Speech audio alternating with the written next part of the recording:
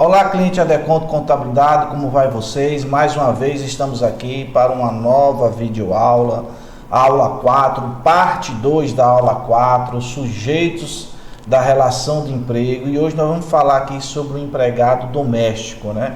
Você que é empresário também, você precisa saber quem são os empregados domésticos, né? Mas antes de iniciar mais uma vez aqui a nossa aula, como sempre, nossa videoaula aqui da Adeconto Contabilidade para os nossos clientes Adecontes, para os empresários e empresárias em geral, alunos, estudantes, você que quer aprender um pouco mais, então a gente sempre pede que faça a inscrição no nosso canal, gente. Compartilhe esse vídeo, ok? Envia para os familiares, grupos de amigos, colegas de trabalho, outros profissionais. Lembrando sempre que aos estudantes e também aos colegas contadores e advogados, essa é uma videoaula mais superficial. O nosso objetivo é trazer um conhecimento para os empresários, então a gente não se aprofunda tanto, mas para que eles tenham conhecimento suficiente para saber de suas obrigações, certo? Então se inscreve, dá o like, ativa o sininho. Por que ativar o sino, gente? Porque toda vez que a gente lança um vídeo novo, você vai ser alertado aí quando você abrir o YouTube que o canal Saber Empresarial da Adeconto Contabilidade colocou um vídeo novo à disposição de vocês, ok? Bom, o terceiro item da aula 4, parte 2, né, sujeitos da relação de emprego, nós vamos falar do empregado doméstico. Foge um pouquinho da curva aqui sobre as questões empresariais, mas como todo empresário, né, tem aí os seus trabalhadores domésticos, vamos entender um pouco sobre eles, ok? Vai ser uma aula bastante breve, a gente tenta fazer uns vídeos bastante objetivos, com um certo conteúdo, mas trazendo as informações, com um certo conteúdo e trazendo informações necessárias, mas ao mesmo tempo a gente tenta ser bastante rápido, porque a nossa vida cotidiana nos exige isso, né? Economia de tempo, principalmente você que é empresário, Mas vamos lá, gente. Bora lá, aula 4, parte 2, sujeitos da relação de emprego, empregado doméstico. Como sempre, eu peço a vocês que acompanhem aqui a leitura e aí a gente faz as explicações, ok? Minha água aqui, mais uma vez. A minha caneca do Campus 3 Podcast, que é um canal que eu tinha, que eu entrevistava professores, eu dava aula na Unifam, e aí o professor Diamantino me presenteou com essa caneca. Eu fico muito agradecido ao nosso amigo Diamantino. Então vamos lá, empregado doméstico. No tocante ao empregado doméstico, preceitua o artigo 1º da Lei 5.859, de 11 de dezembro de 1972, 3 anos antes de eu nascer. Aquele que presta serviço de natureza contínua e de finalidade não lucrativa à pessoa ou à família no âmbito residencial destas, por mais de 2 dias por semana. Olha que interessante.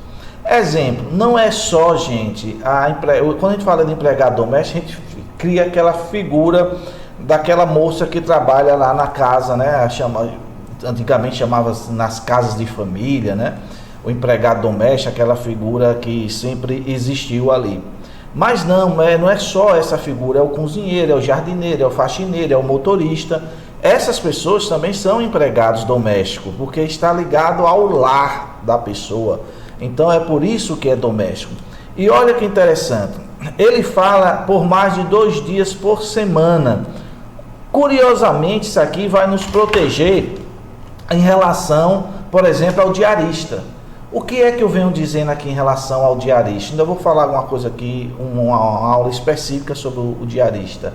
Quantos dias um diarista deve trabalhar? Eu sempre dou este conselho, esta orientação jurídica, de que não passe de 2 dias. Por que não passar de 2 dias? Porque aqui mesmo, na lei, né, no artigo 1º da Lei 5.859, já vem falando que o empregado doméstico é aquele que trabalha por mais de 2 dias.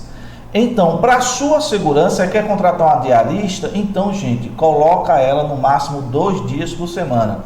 Poxa, Joel, mas eu realmente preciso de 3 dias, eu preciso de 4 dias. Então, contrate outra, que é uma segurança para você, uma pessoa que vai fazer sua limpeza, então contrate outra. Então, o diarista eu aconselho não ser mais do que 2 dias. Por quê? Porque pode se caracterizar aqui como sujeito à relação de emprego na questão do empregado doméstico. Lembrando sempre que cozinheiro, jardineiro, motorista, todas essas pessoas são empregados domésticos, ok? Vamos aqui para frente. Olha, o artigo, né, da lei, ele vem dizendo o seguinte: aquele que presta serviço de natureza contínua, de finalidade não lucrativa, a pessoa, a família, no âmbito da residência desta. Lembra dos elementos da relação de emprego que nós já falamos aqui, salvo engano, aula 2, salvo engano, que nós falamos da pessoalidade, onerosidade, subordinação, não é verdade? E natureza contínua, certo? Ou seja, sempre contínuo. Na questão do empregado doméstico, um quinto elemento vai fazer parte, que é a finalidade não lucrativa, a pessoa ou a família. Ou seja, o empregado doméstico, ele vai prestar um serviço, ele vai ser contratado para uma pessoa. Hoje quantas pessoas hoje não moram só, não é verdade? Ou casal que não tem filhos, ou famílias grandes. Hoje o conceito de moradia, né, nós temos muitos jovens hoje que moram só, não querem mais constituir família, mesmo assim eles, às vezes precisam de um empregado doméstico. Mas a natureza, o que acontece? A finalidade não é lucrativa. Se você trabalha para uma residência, aquela residência não pode ter fins lucrativos. Aí você pergunta assim, parece até boba essa colocação. Não, não é. Porque você pode contratar uma cozinheira hoje, que trabalha numa residência, mas para fazer marmitas para entregar, por exemplo, e você dizer que está contratando um empregado doméstico. Não, não é, porque a sua natureza jurídica não é familiar. A sua natureza jurídica tem fins lucrativos. Entenderam isso? Então, se você contrata um motorista, um jardineiro, um cozinheiro para uma residência, mas essa residência presta serviços, essa residência fornece marmitas, então esse vínculo aí não é de um empregado doméstico, é de um empregado comum, ok? Os outros elementos, né, vocês já sabem, nós já falamos sobre esses elementos, que é a pessoalidade. Vamos aqui falar rapidinho, porque tem uma aula que fala sobre esses 4 elementos com mais propriedade. A pessoalidade, ou seja, se você contrata aquele jardineiro, aquela cozinheira, é ela. Então ela não pode ser substituída por um primo, por uma tia, por um irmão. Isso é um elemento da pessoalidade. Onerosidade, óbvio, presta serviço, você tem que pagar. Toda relação de emprego ou mesmo de trabalho, eu já expliquei o que é relação de trabalho e relação de emprego, né? Só lembrando, um pintor que você contrata para sua casa, pintar a sua casa, é uma relação de trabalho, mas não é uma relação de emprego, porque ele é autônomo e você não dá a ordem, né? Não tem subordinação, que é o terceiro elemento que está aqui, ok? Então tem a subordinação, porque você dá ordens a essa pessoa. Natureza contínua, ou seja, está sempre ali, contínuo, né? Não a eventualidade, ou seja, não é aquele que vem uma vez ou outra, ela está sempre ali. E o quinto elemento, que hoje é a finalidade não lucrativa da família, você está ali, vai prestar serviço àquela residência. Então esses elementos estão incluídos, inseridos nessa relação de emprego que em questão a um empregado doméstico, ok? Vamos mais um pouquinho aqui. Pessoal, o empregado doméstico é como, no aspecto da formalidade, é como qualquer outro empregado, certo? Você precisa ter o registro da carteira dele, oficializar, fazer o contrato de trabalho, e esse contrato tem que estar com todas as obrigações acessórias. Tem que ter hoje um contador, não tem como você ter um empregado doméstico e fazer o seu registro, porque precisa do profissional de contabilidade. A ADECOM de contabilidade também presta esse serviço. Nós temos clientes aqui que só para fazer a folha do seu empregado doméstico, então a ADECOM de contabilidade faz esse papel, ok? Então ele terá carteira, vai ter que ter o nome do empregador, né? Vai colocar lá o CPF do empregador, é o CPF mesmo, não é um CNPJ, o empregador não precisa constituir um CNPJ. O endereço completo, a espécie do estabelecimento, ou seja, residencial, o cargo, o CBO, o Código Brasileiro de Ocupação, que vai ser lá empregado, cozinheiro, motorista, jardineiro, seja o que for, né? A data da admissão e a remuneração, ok? Todas essas informações têm que ser colocadas lá na carteira de trabalho. Pessoal, antes da emenda constitucional 72 de 2003, está aqui, o empregado doméstico não tinha o FGTS. Então, a partir dessa emenda foi criado, né? Foi obrigatório ter o FGTS a partir de 1º de outubro de 2015. A Lei Complementar 150 de 2015 determinou também a implantação do Simples Doméstico, ok? Então, a partir daí de outubro de 2015, com a emenda constitucional número 72 de 2003, uma emenda constitucional já está dizendo, gente, senhor empresário, foi emendado a Constituição e colocou esse dispositivo em relação ao direito do empregado doméstico ter o FGTS. E a lei complementar, porque ela está complementando alguma coisa que veio da Constituição.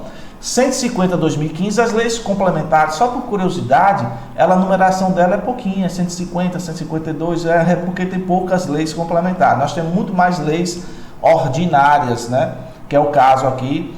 Deixa eu voltar aqui, ó, a lei 5.859, que é a lei do empregado doméstico. Isso aqui é uma lei ordinária, ok? Mas só por curiosidade eu falei isso. Então, a Lei Complementar 150 de 2015 determinou também a implantação do Simples Doméstico. O que é o Simples Doméstico? É um sistema onde é feito os lançamentos, você vai transmitir o FGTS, vai transmitir tudo, vai fazer o registro da carteira, tudo isso é um programa que vai unificar os tributos em relação aos domésticos. Vou falar neste instante quais são esses tributos, né? E os encargos, FGTS, tudo isso está incluído, certo? O sistema está vinculado ao e-social, né? Hoje todos os sistemas trabalhadores têm essa vinculação com o e-social, e aí precisa do contador, porque precisa manusear esse sistema e não tem jeito. Não adianta querer fazer sozinho, de forma manual, porque infelizmente é muito complicado, é um pouco complexo, não é tanto assim, mas tem uma certa complexidade. E geralmente o dono da casa ou a dona de casa vai ter essa dificuldade, vai precisar realmente contratar o contador para poder fazer ali a folha de pagamento e gerar esses tributos, ok? Então, quais são então as obrigações? O que é que você vai pagar hoje para regularizar o seu empregado doméstico? Esse é o grande X da questão. Quanto custa hoje o empregado doméstico? Então, nós vamos lá, que nós temos aqui algumas alíquotas, ok? Deixa eu pegar meu óculos, um pouquinho aqui dessa água. Olha, amigo empresário, cliente da Deconte Contabilidade, amiga empresário, eu estou um pouquinho resfriado também. O recolhimento do Simples Doméstico é o seguinte: a alíquota de 8% a 11% de contribuição previdenciária do trabalhador. Isso vai depender do salário dele. Vai iniciar ali com o salário mínimo, vai ser de 8%. Ok? Isso é dever do empregado. Isso vai ser descontado do salário do empregado. A previdência social da parte do empregado é descontado dele e repassado para a previdência a cargo do empregador, ou seja, do patrão, da dona de casa, do dono de casa, seja quem for, certo? Ou seja, o patrão, nós chamamos ele, nós temos uma figura jurídica para ele nesse caso, que é o responsável tributário. É a mesma coisa das empresas. As empresas retêm o FGTS, o INSS do seu empregado, né, ali os 8%, ou seja, qual for a alíquota, e repassa para a Previdência, ou seja, a empresa é o responsável tributário. É por isso que quando o empregado vai se aposentar, se a empresa recolheu ou não, se a empresa repassou ou não para a Previdência, pouco importa.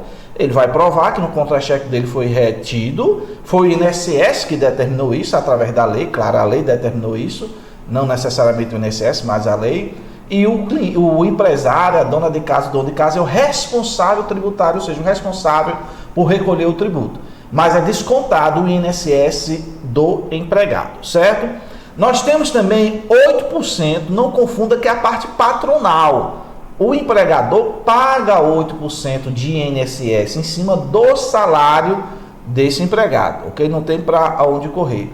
E nós temos também 8% do FGTS. Esse 8% do FGTS é um valor a mais que o patrão vai pagar para ter a garantia do FGTS desse empregado doméstico. Lembra que eu falei que não tinha essa previsão antes, o empregado doméstico não tinha FGTS, só que agora tem.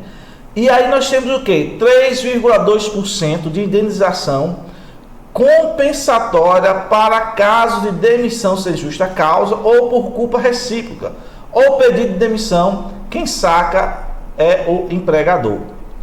Gente, o que acontece? 8% do INSS é do empregado, você desconta do contra-cheque dele e vai repassar para a Previdência.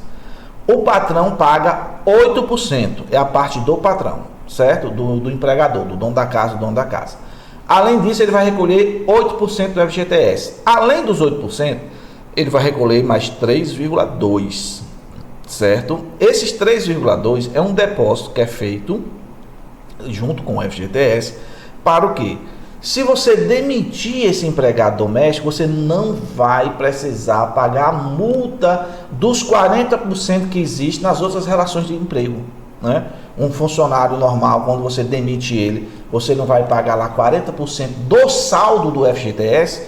Isso significa dizer o quê? Quanto mais tempo esse funcionário tiver, você trabalhando para você, você recolhendo o FGTS, maior será o valor da multa, porque é 40% em cima do valor que está lá. Aqui não tem os 40%. Por quê? Porque você já recolhe os 3,2%, certo? Agora, olha que interessante. Olha que interessante. Se você demitir sem justa causa, não precisa pagar. Mas, se o empregado doméstico pedir demissão, se ele pedir a demissão, você, empregador, saca esse valor de volta para você. Porque você já vinha recolhendo essa multa. Mas se for um empregado que pediu para sair, ou a dispensa foi por justa causa, você saca de volta o saldo desses 3,2% que é pago todo mês. Essas alíquotas são mensais, ok? Então você saca de volta. Muitos empregadores têm seu empregado doméstico registrado e quando o empregado doméstico pede demissão, ele não sabe ou não tem essa informação, ou mesmo deixa para lá e não vai sacar esses 3,2% ao longo do período que a pessoa ficou trabalhando. Dependendo lá de 2, 3, 4 anos, pode ter um valorzinho razoável, depende do salário da pessoa, não é? De que você esteja pagando aí esse empregado doméstico. E curiosamente, tem informações da Caixa Econômica Federal que muitos empregadores não sacam esse valor. Ok? Então, essa multa, esse valor que você já paga por mês é para compensar essa multa, né? E no caso dos casos de demissão por culpa recíproca também, isso vai balancear, cada um vai ficar com uma parte nesses casos, ok? E 0,8% do SAT, que é o seguro contra acidente de trabalho, também paga esse 0,8%, e aí tem que recolher também, porque é um seguro, é um fundo, né, que protege o trabalhador. No caso de um acidente de trabalho, ele tem lá seus direitos preservados. Então, essas são as alíquotas hoje aí do empregado doméstico, e registro do empregado doméstico é uma segurança. Essa multa aqui de 3,2%, eu acho bem interessante. Eu acho que isso deveria se estender aos outros empregados, claro, isso é uma opinião minha, porque você vai criando já um fundo mensal. É melhor do que ser pego de surpresa com uma multa de 40% quando você quer demitir um funcionário. Ou seja, quando menos você precisa desse funcionário que você quer demitir, você paga uma multa por isso. Eu acho uma lógica um pouco complicada, ok? Pessoal, essa foi a nossa aula de hoje, foi rápida também, né? A aula 4, parte 2, sujeitos da relação de emprego. Eu quero pedir a vocês que compartilhem essa aula, se inscreve aqui no nosso canal, manda aí para os grupos de amigos, manda para os grupos de estudantes, colegas contadores, colegas advogados.